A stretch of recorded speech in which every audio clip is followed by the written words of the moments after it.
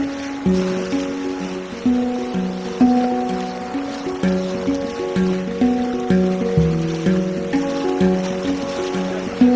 is the first lock as we raft through from the Caribbean side to the Pacific side. And this is the first lock. There's a series of 3 of them here. And in order to do this, I'm a line handler. And I'm going to have to be watching this line. It runs all the way up there. And as we're raising the water level, I'm going to have to pull the line. So I won't be able to take a lot of pictures, but it should be interesting. So now we've entered the second lock. And you can see that we're back in a canyon.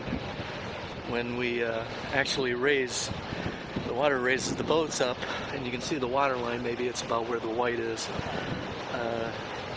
It's a pretty rapid process.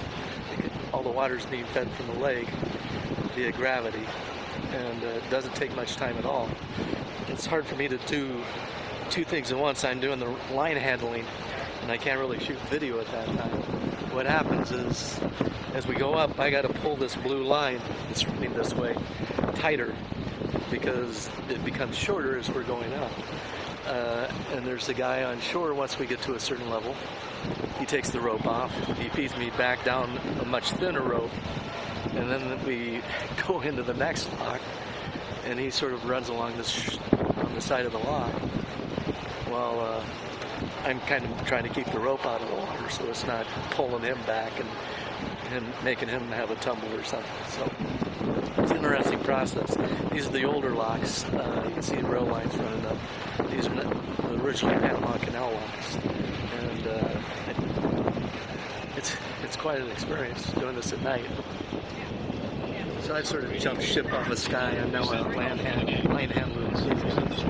And you can see the other boats behind us. And it's Super Bowl Sunday, so there's a few people that are watching the Super Bowl. I'm going to come around maybe and see it. There's a lot of interest in this because we have Patriot fans on our boat.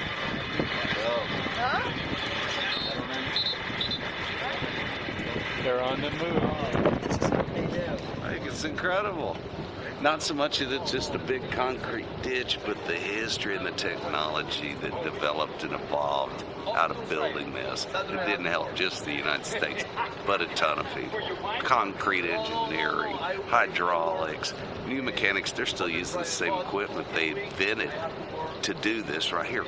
The same basics, because it worked. And even though we got titanium and all these super alloys, the old bronze and brass stuff is still working.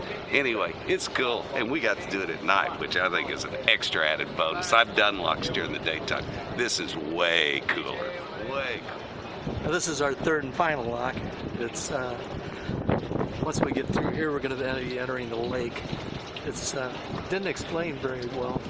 These heavy blue lines go up when we're actually going up and down, and these thin lines make it so that the guys can drag us from one lock to another without trying to drag this heavy line, especially through the water, and that's why that happens. Wasn't too sure about coming through here at night, but it actually is kind of cool, and reminds me of being out on the Mississippi and catfishing with Clay Smith after Iowa Public Television shoot. We'd go down and watch the Mississippi River barges go through the locks. This is kind of the same thing, only on a much larger scale.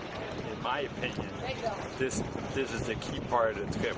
We're going from one ocean, Atlantic to the Pacific. From this point on, everything's going to be new to me. That's exciting.